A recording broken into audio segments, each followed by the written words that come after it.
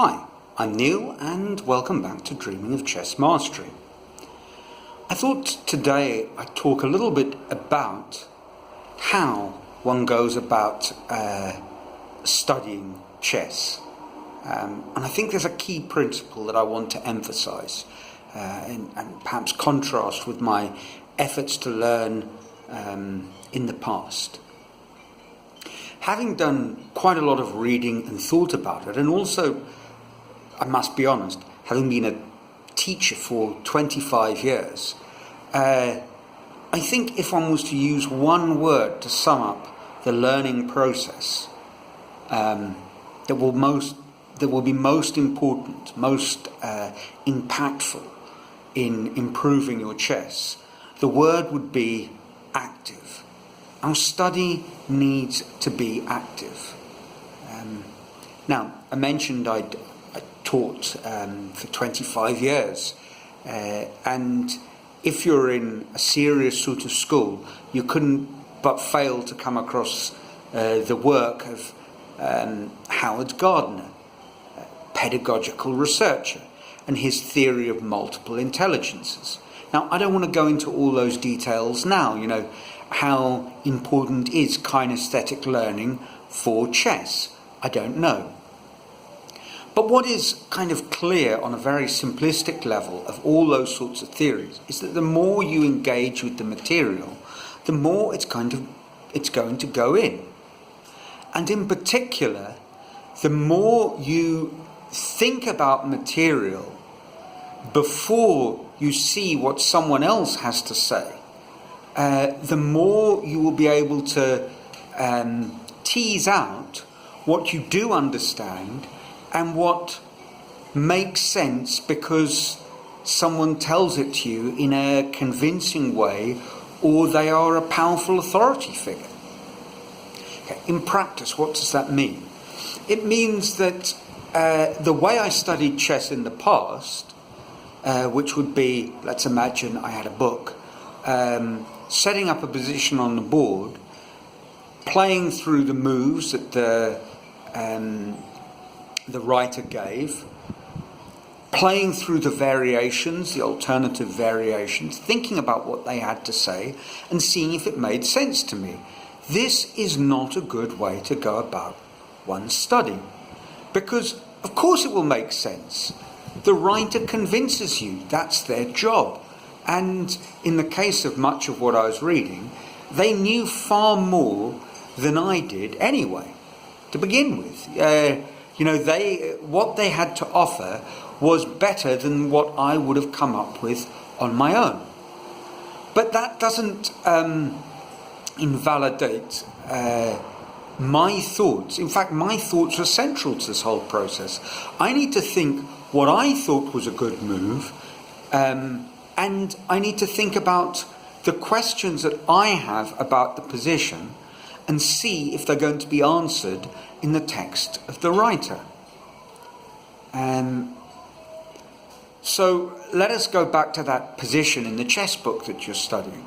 What you need to do before any reading is undertaken is think carefully about the position. What do you consider to be the salient points? And, as I said, what are your questions?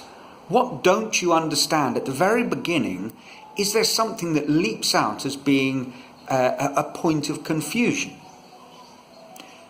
Now, if you had a teacher, obviously that's one of the advantages of the teacher. You pose those questions, the teacher answers them. When I gave my maths classes, I think, if I say so myself, it was a strong point that I had. It certainly seemed to be in any sort of appraisal, something that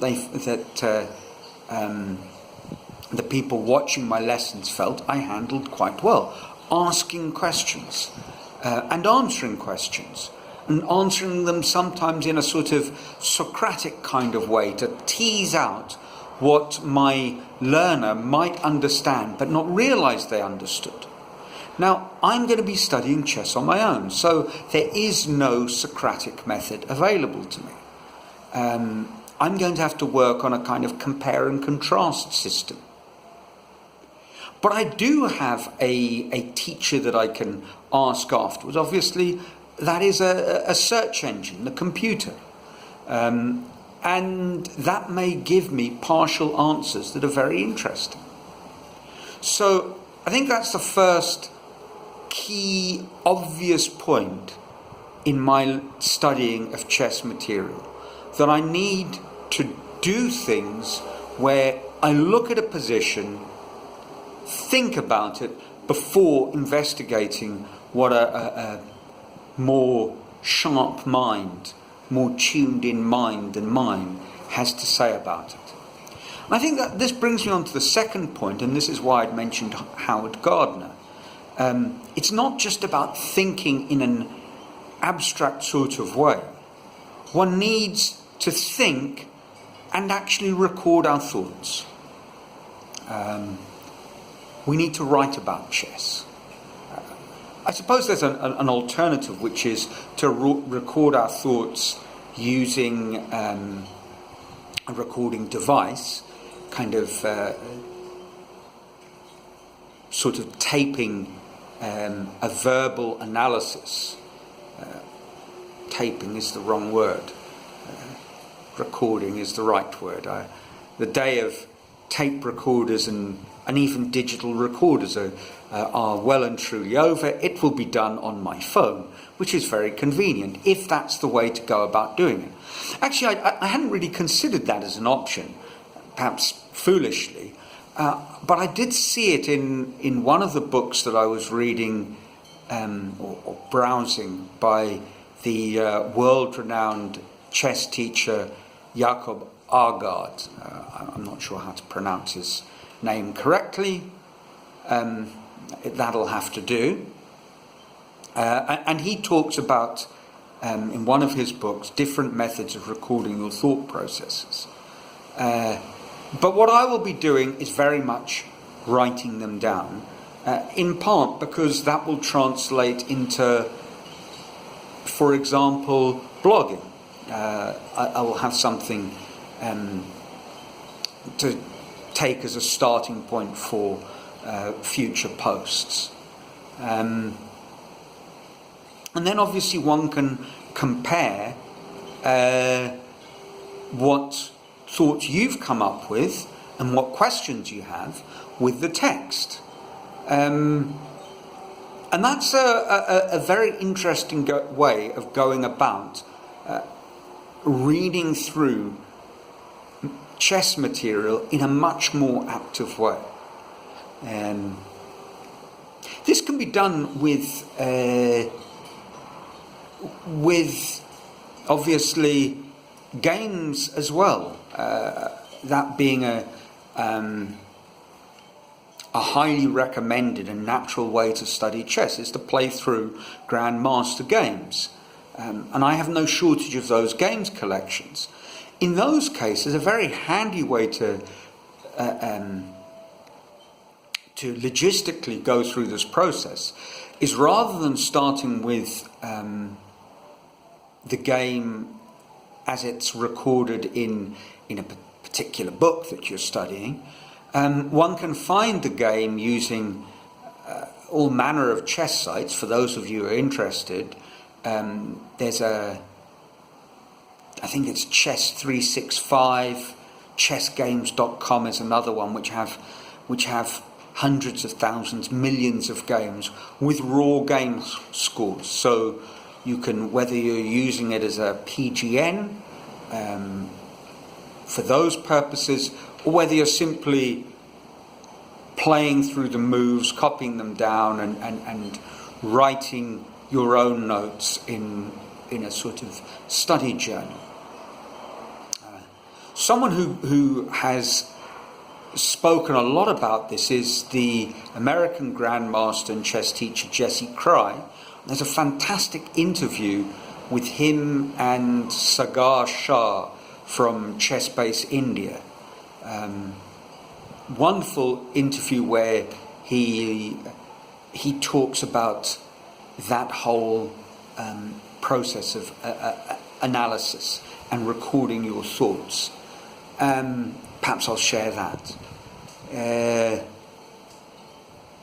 So I think that's the point that I really wanted to emphasize for today, that all my chess study will be done in as active a way as possible. And another great chess teacher, Johan Helston, he has pointed out that all the material you have is available to you. You already have it. It's your own game. So simply by carefully analysing and developing your analysis skills and interrogating your own thought process via your own games, you have source material for phenomenal improvement. But I think to learn how to do that and to build up and plug knowledge gaps and to build up a theoretical understanding, obviously using appropriately chosen books is a good idea. But again, this must be done in an active sort of way. I think that's the key. I suppose if one was tying this into something that has been spoken about at length and certainly shared, analysed on innumerable YouTube videos, it's the famous Feynman technique of